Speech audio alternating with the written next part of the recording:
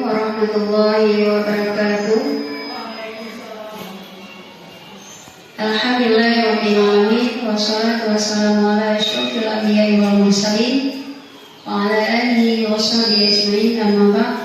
Pertama-tama dan yang paling utama, mari kita panjatkan kehadirat Allah Subhanahu wa taala yang mana oleh Allah telah memberikan kesehatan sehingga kita masih bisa berkumpul di kelas yang sederhana ini. Dan tak lupa pula salawat beriring salam marilah kita hadiahkan pangkuan Nabi alam Nabi Muhammad sallallahu alaihi wasallam yang mana telah mengubah pola pikir manusia dari alam jahiliyah kepada alam yang penuh dengan ilmu pengetahuan seperti yang kita rasakan saat ini. Baiklah, penghormatan saya sangat teristimewa sekali kepada ibu-ibu yang telah meluangkan waktunya sehingga bisa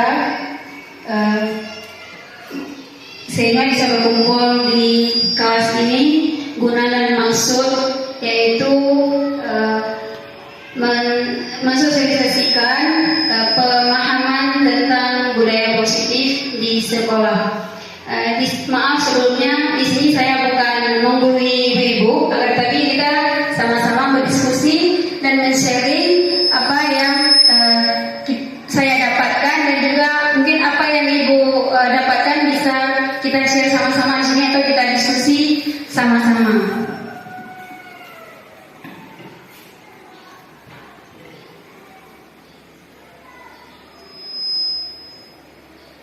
Modul budaya positif yang pertama yaitu perubahan paradigma belajar. Yang kedua disiplin positif. Yang ketiga motivasi diri manusia. Yang keempat kebutuhan manusia. Yang kelima posisi kontrol restitusi. Yang keenam keyakinan kelas. Dan selanjutnya yang terakhir segitiga restitusi. Nah, kita lihat apa itu perubahan paradigma belajar baru. Di kurikulum Merdeka ada paradigma baru di mana proses pembelajaran kalau dulu itu orientasinya kepada guru, ya, di mana kita hanya mementingkan diri kita. Tapi kalau sekarang kalau kurikulum baru itu orientasinya kepada murid, apa kemauan dia, apa minat dia, apa bakat dia, bukan kemauan kita. Tetapi di sini lebih berpihak kepada muridnya, di mana murid itu memiliki diferensiasi atau perbedaan, baik di segi minatnya, di segi bakatnya. Kita sebagai guru hanya memfasilitasi bagaimana mengembangkan minat bakat anak-anak didik kita. Dan juga sesuai dengan tahapan yang sesuai dengan kebutuhan. Ada sebagian anak, apalagi anak-anak di sekolah dasar itu adanya kebutuhan dasar tadi ada 5, ada kebutuhan rasa kasih sayang dan juga kebutuhan hidup, ada juga penguasaan ya tadi ya. Di mana ada sebagian anak butuh rasa dan kasih sayang. Apalagi anak-anak yang orang tuanya broken home, itu sangat kurang rasa dan kasih sayang daripada keluarganya. Dan juga ada sebagian anak, kadang dia lupa bawa bekal ke sekolah. Kita harus melihat anak tersebut, oh berarti dia tidak bawa bekal ke sekolah.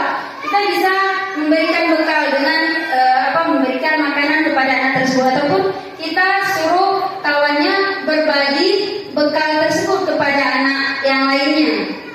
Berarti beda-beda ya perkembangan dan juga kebutuhan anak didik kita.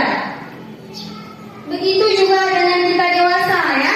Kita juga butuh rasa kasih sayang, tidak hanya dengan pasangan hidup kita. Karena kita juga dari anak kita dan juga orang tua kita, itu juga kebutuhan yang harus ada pada diri manusia tersebut. Dan juga tahapan perkembangan. Tahapan perkembangan kalau dulu itu kelas ya. Kelas 1, 2, 3, 4 dan 6. Tapi kalau di kurikulum Merdeka itu tahapan perkembangannya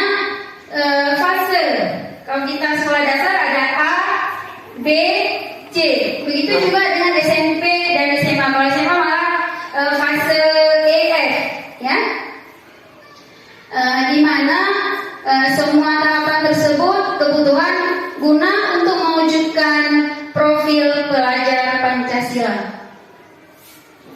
Next, selanjutnya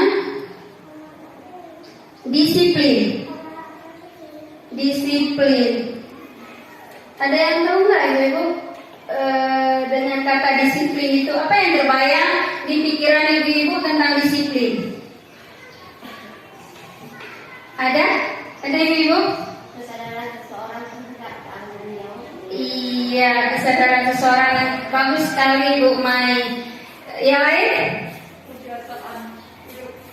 Iya, kebiasaan hidup. Bagus sekali. Disiplin sering kita dengar dengan peraturan ataupun menjalankan sesuatu peraturan. Misalnya disiplin dalam datang ke sekolah tepat waktu, disiplin dalam mengerjakan tugas tepat waktu, itu dikatakan dengan disiplin. Dan juga anak-anak berseragam. Bisa juga ada juga berseragam anak-anak kadang-kadang, apalagi di hari-hari tidak efektif, anak-anak memakai sepatu warna putih, padahal itu tidak sesuai dengan peraturan di sekolah kita. Itu berarti tidak disiplin.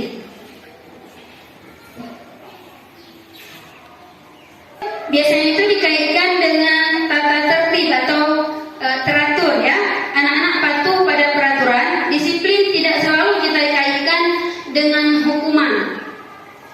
Jadi kita paradigma sekarang itu harus kita pahami berbeda antara belajar disiplin dengan disiplin hukuman, ya.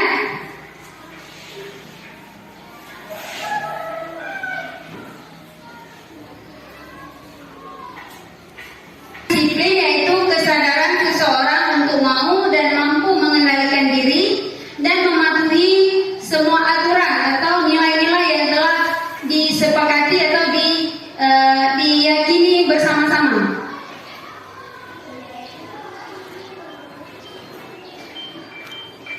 Nah, Bapak Pendidikan kita K.H. Dewantara menyatakan di mana ada kemerdekaan, disitulah harus ada disiplin yang kuat. Disiplin yang dimaksud adalah disiplin diri yang memiliki motivasi internal, motivasi dari dalam dia, bukan eksternal, bukan paksaan orang lain ya. Disiplin bersifat self disiplin, yaitu kita sendiri yang mewajibkan kita yang sekeras-kerasnya, tapi itu sama saja. Sebab jika kita tidak cakap melakukan disiplin, wajiblah penguasa lain dan mendisiplinkan diri kita. Berarti disiplin itu kita sendiri yang mendisiplinkan diri kita, kita sendiri yang mengontrol diri kita. Orang lain tidak bisa mengontrol diri orang lain, ya. Misalnya kita di genggaman kita ini, coba ibu genggam tangan ibu semuanya, ya, genggam tangan. Umpamakan di dalam genggaman ibu ini ada benda berharga, misalnya emas ataupun HP ataupun apalagi uang. Kalau seandainya disuruh buka misalnya oleh orang lain ataupun diminta oleh orang lain, ibu-ibu mau nggak melepas genggamannya? Mau tidak? Tidak. Kalau Ibu Fitriani mau nggak melepas genggamannya ibu? Mau nggak? Enggak mau. Nggak mau. Kenapa Bu? Karena Iya. Kenapa Bu? Karena itu pemaksaan, iya. Kalau Ibu Fitriani gimana Bu? Sama ya, pemaksaan ya. Bu Mai? Iya, kita tanya dulu ya, untuk apa? Kita sesuaikan dengan kondisi ya. Mungkin dia sangat perlu, mungkin untuk mengobati orang tuanya ataupun anaknya. Kita buka genggaman kita. Tapi kalau harus ada tujuannya ya, jangan langsung kita buka langsung aja semudahnya kita buka, jangan ya. Berarti yang bisa mengontrol posisi kita sebagai mengontrol kita yaitu diri kita sendiri.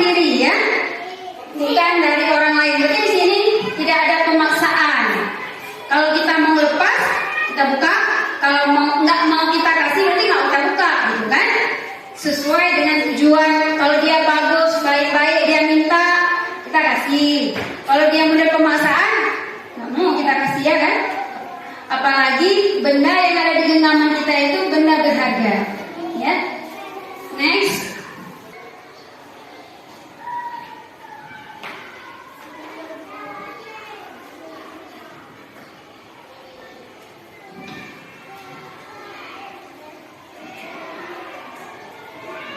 Ya, di sini ada disiplin positif.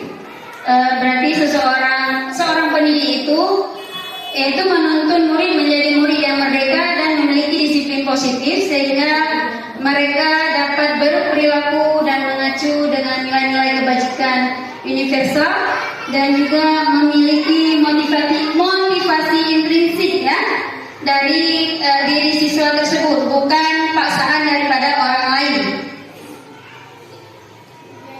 Disiplin positif merupakan suatu cara penerapan disiplin tanpa kekerasan ataupun ancaman yang dalam praktiknya melibatkan komunikasi tentang perilaku yang efektif antara orang tua dan anak, baik guru dan anak. Ya, di sini disiplin positif kita tidak boleh memakai kekerasan. Misalnya, anak datang terlambat, nggak boleh kita memakai hukuman ataupun kekerasan.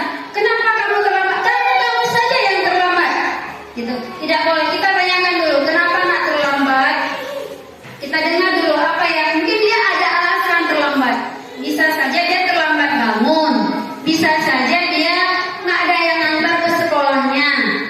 Ya kan? Kita dengar dulu apa alasan dia. Jangan langsung kita memarahi atau memakai kekerasan. Ya, ibu-ibu ya. Nah, berarti kita sudah tahu, kita belajar bersama-sama. Berarti kita rubah diri kita pelan-pelan ya, untuk bisa kita memposisikan kita sebagai posisi control manager ya. Nanti kita akan belajar juga bagaimana posisi yang sangat baik ataupun yang tepat ya.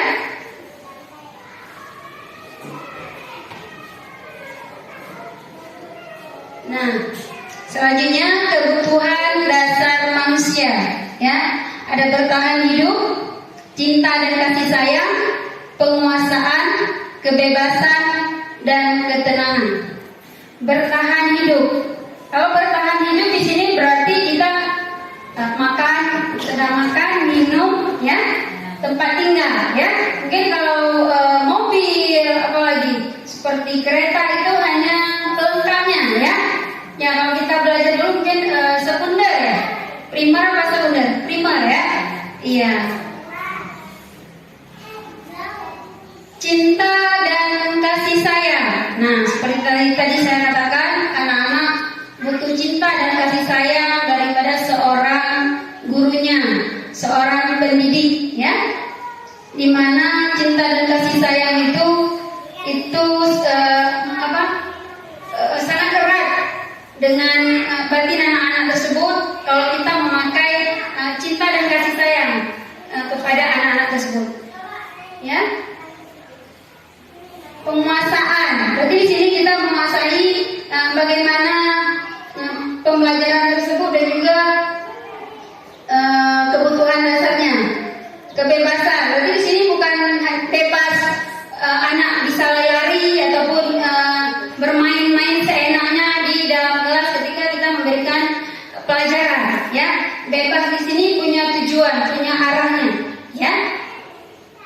Yang terakhir ketenangan. Nah, kalau misalnya kita di dalam masyarakat bertetangga, apalagi di siang hari kita waktunya istirahat, ada tetangga kita yang menghidupkan musik ya, kita akan terganggu, ya. Nah, di sini semuanya itu harus kita penuhi, ya, agar hidup kita aman, nyaman. Posisi kontrol. Nah, di sini yang pertama penghukum, yang kedua pembuat rasa bersalah, yang ketiga sebagai teman, yang keempat pemantau, yang kelima sebagai manajer.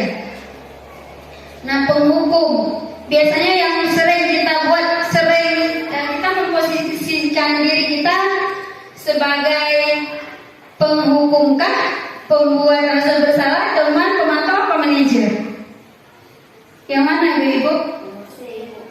Nomor C, sebagai teman. Sangat hebat sudah ya Ibu main dalam memposisikan dirinya ya.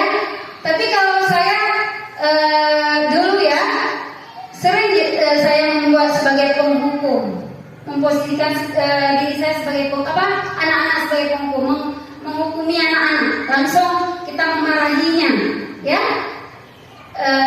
Kadang dia telat, kadang dia mengganggu kawannya, usil kepada kawannya, langsung kita salahkan satu pihak. Padahal itu tidak boleh, tidak bagus ya. Kita tanya dulu, mungkin dia ada alasan yang kuat kenapa dia usil sama kawannya, kenapa dia telat, kenapa dia tidak siap tugasnya tepat waktu ya. Pembuat rasa bersalah. Di sini pembuat rasa bersalah.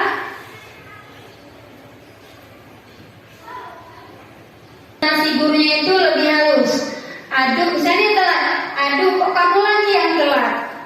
Kamu jika seandainya dia misalnya telat mengerjakan tugas, apa kamu tidak sayang sama ibu? Capek ibu sudah mengajarkan kamu. Itu sebagai pembuat merasa bersalah, merasa anak tersebut salah dia, menganggap dirinya itu gagal dan tidak mendengar apa yang telah dibicarakan oleh gurunya, ya.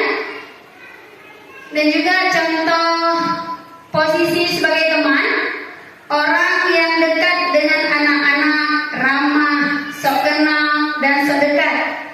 Tadi Ibu Mai sudah sangat bagus ya memposisikan dirinya sebagai teman. Berarti Ibu Mai sudah memposisikan dirinya itu di tengah-tengah, ya. Berarti di sini contohnya ya sudah, lain kali jangan terlambat lagi ya. Silakan duduk nak, atau silakan masuk gitu.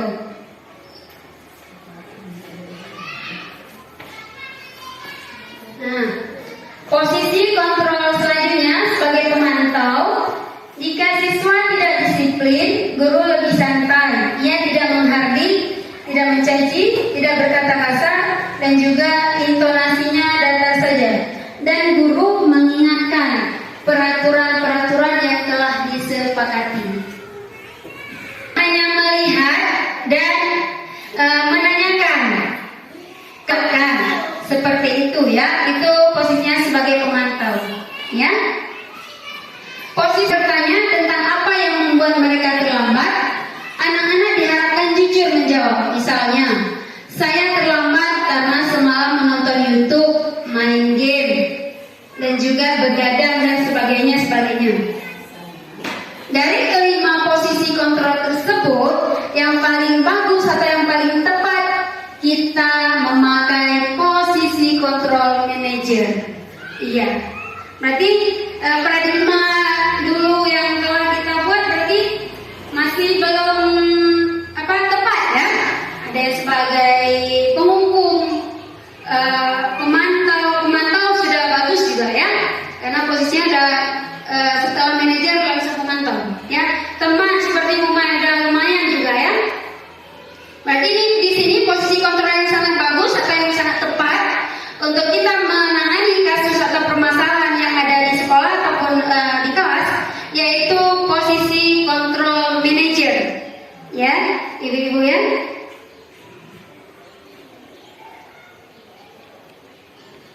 Tidak hanya permasalahan di kelas, ini bisa juga kita memakai posisi kontrol manager kita di rumah dengan anak sendiri, ya. Walaupun kita kadang-kadang mengabaikan ya anak-anak sendiri. Bisa kita marah-marah, bisa kita kadang-kadang kita memakai posisi kontrol penghukum juga ya.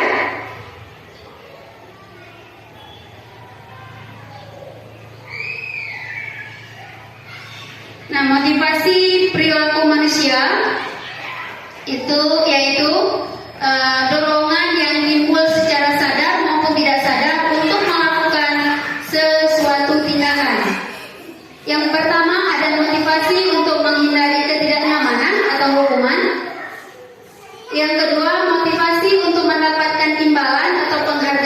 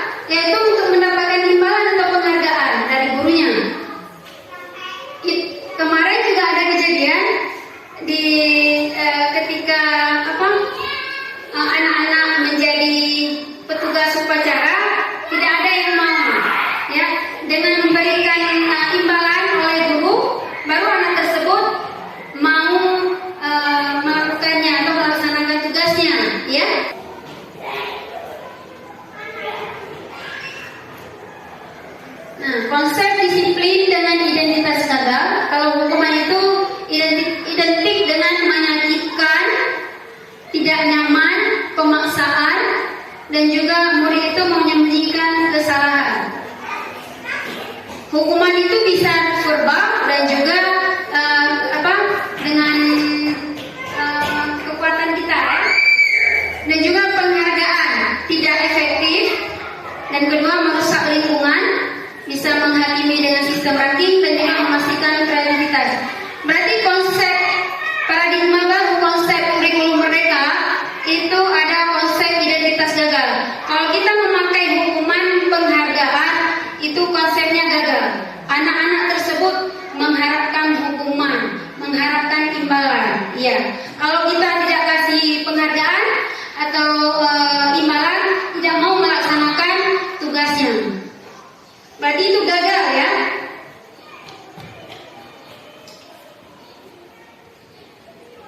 Nah, kita lihat di sini ada konsep disiplin dengan identitas sukses. Ada konsekuensi dan juga penghargaan. Kalau konsekuensi, penguatan jangka pendek. Yang kedua, perlu monitoring berkelanjutan, stimulus respon, dan keempat, murid mematuhi peraturan. Kalau penghargaan, murid bertanggung jawab atas perilakunya, murid bersemangat memperbaiki kesalahan, murid menghormati dirinya dan orang lain. Inilah dengan kita memakai konsekuensi dan penghargaan, ini identitasnya sukses ya. Konsekuensi itu sama juga dengan peraturan yang telah kita sepakati ya, ataupun kita buat.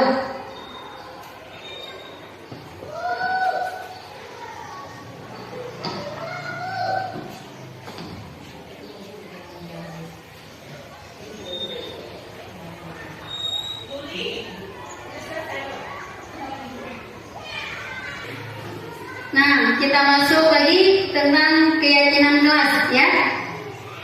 Mengapa keyakinan kelas, bukan peraturan kelas saja? Nah, kenapa? Karena kita selama ini yang mana kita kerjakan? Keyakinan kelas atau peraturan kelas? Peraturan kelas ya. Iya, peraturan kelas. Nah, kalau paradigma baru yaitu tentang kurikulum merdeka, di sini memakai keyakinan kelas atau kesepakatan kelas ya. Kalau keyakinan kelas itu hasil kesepakatan bersama antara murid dengan gurunya ya. Tapi kalau peraturan itu, kalau seandainya dilanggar akan mendapatkan hukuman. Berarti harus dijalankan sama anak-anak. Tidak boleh tidak ya. Misalnya tidak memberi salam kepada gurunya, berarti kalau seandainya dia nggak beri salam itu akan dapat hukuman karena itu peraturan. Tapi kalau keyakinan kelas, misalnya dia mengganggu kawannya, tidak menghargai kawannya, kita tanya balik nanti, nah apa keyakinan yang telah kita sepakati nak? Oh iya bu, tidak boleh misalnya mengejek kawan, berarti di sini menghargai ya. Dan juga misalnya kita buat kesepakatannya tidak boleh membuang sampah sembarangan ya. Itu nilai kebajikannya yaitu kebersihan. Berarti kalau seandainya ada anak yang mengotori kelas, berarti kita tanya kembali nanti, nah kesepakatan atau keyakinan apa yang telah kita sepakati bersama-sama? Menjaga kebersihan bu. Nah itu namanya keyakinan kelas. Keyakinan kelas itu biasanya memakai kalimat nilai-nilai universal ya. Kalau peraturan itu emang aturannya, tata tertib yang udah dibuatkan gitu, nggak boleh tidak kalau dilanggar akan dapat hukuman gitu. Nah menurut dosen tahun 1998, suatu keyakinan akan lebih motivasi tentang nilai-nilai universal dan juga kalimat-kalimat positif yang kita buatkan di keyakinan kelasnya ya. Kalau seandainya pun anak-anak tidak kita kasih tahu dulu tentang nilai-nilai universal, boleh bebas mereka menuliskan apa aja keyakinan kelas ataupun apa yang boleh ditulis ataupun tidak di dalam kelas, ataupun boleh dan tidak boleh dikerjakan di dalam kelas. Lalu kita suruh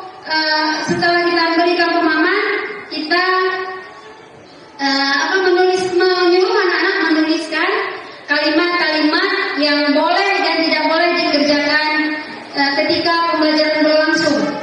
Nah, setelah itu kita pilihkan mana kalimat positif dan negatif. Misalnya kalimat negatif, tidak boleh berantem ataupun tidak boleh datang terlambat ke sekolah. Itu belum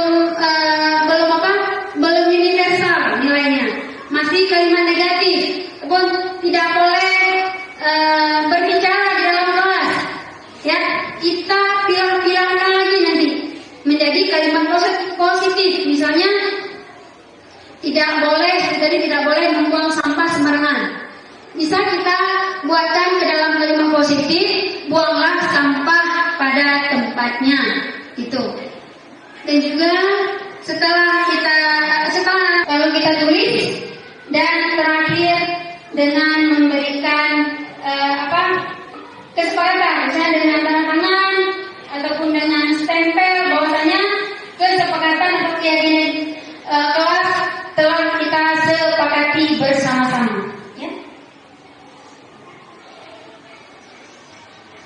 Nah, yang terakhir segitiga restitusi.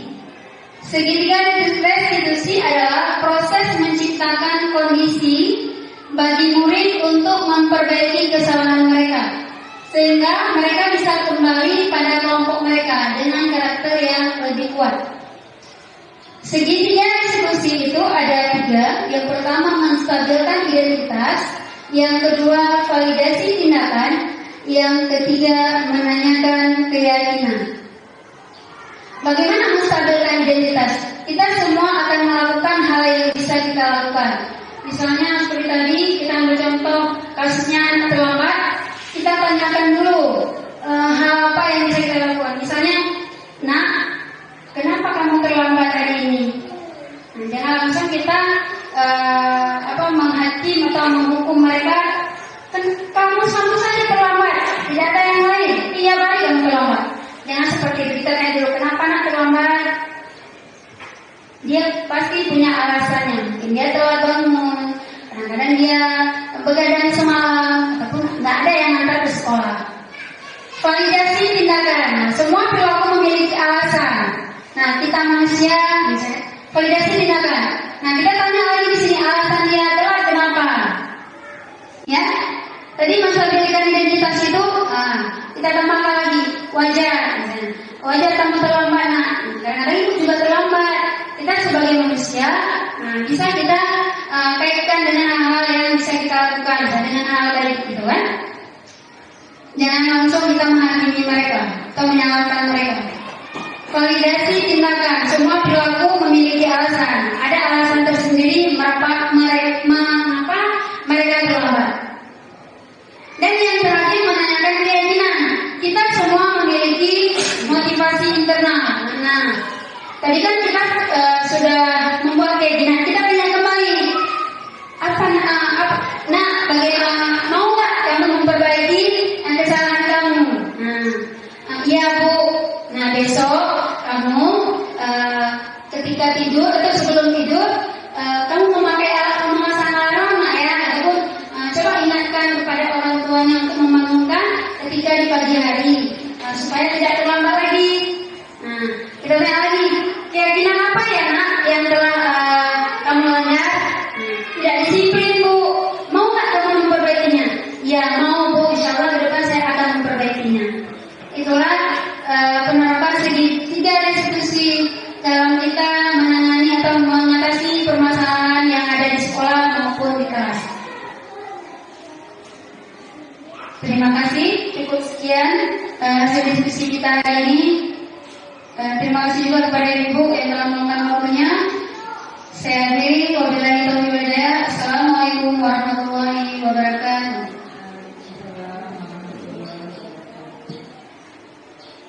Ibu memberikan umpan balik apa yang telah Ibu dapatkan, apa yang perlu ditingkatkan, dan apa yang masih kurang, ya.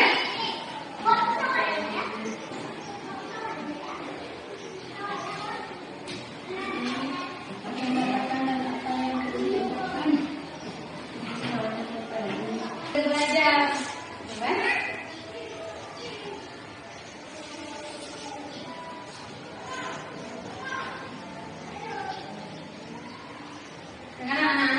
misalnya tidak bisa membaca. Itulah tugas kita menuntun dia. Kita panggil dia ke depan untuk kita ajarin dia. Balik. Oh ya.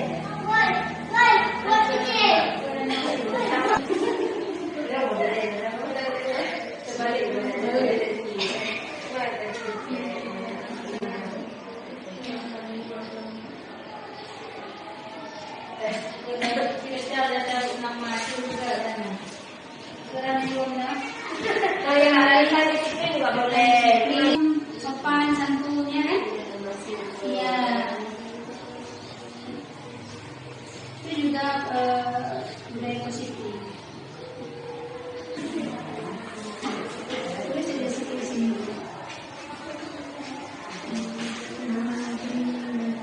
Ini ada apa lagi jelaskan? Iya. Itu aja.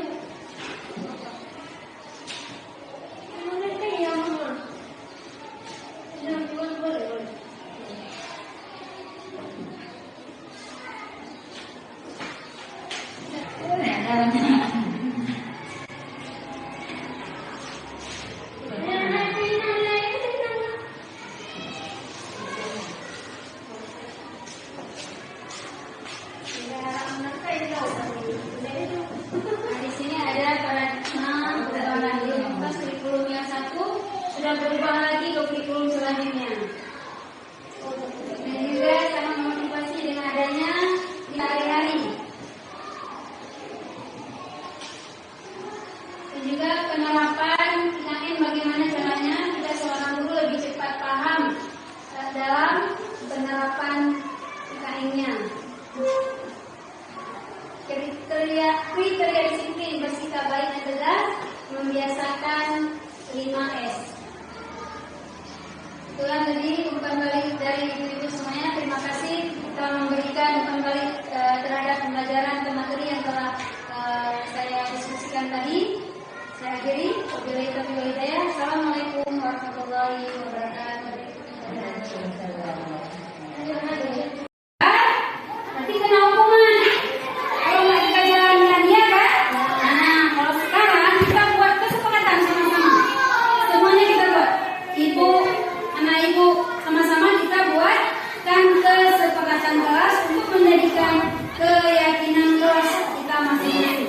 Ya, ibu akan membagikan kertas ini. Anak ibu menuliskan apa aja yang harus kita kerjakan dan tidak boleh kita kerjakan sebelum kita memulai pelajaran.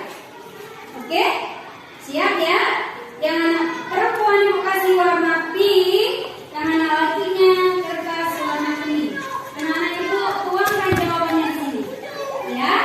Paham?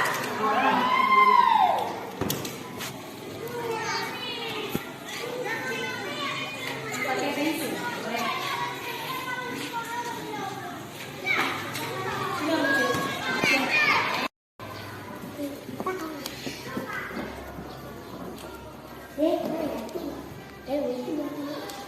Anak-anak menempelkan kesepakatan kelas yang telah ditulis oleh anak tersebut. Kesepakatannya disepakati. Setelah disepakati, ya, dibubuhi tanda tangannya ya.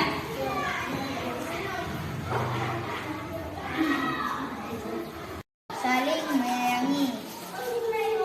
Mendengar pelajaran yang dibicarakan guru di dalam lokal. Saling menghargai teman, menjaga kebersihan kelas, berbicara sopan, berdoa sebelum belajar, menjaga kebersihan. Hadir ke sekolah tepat waktu.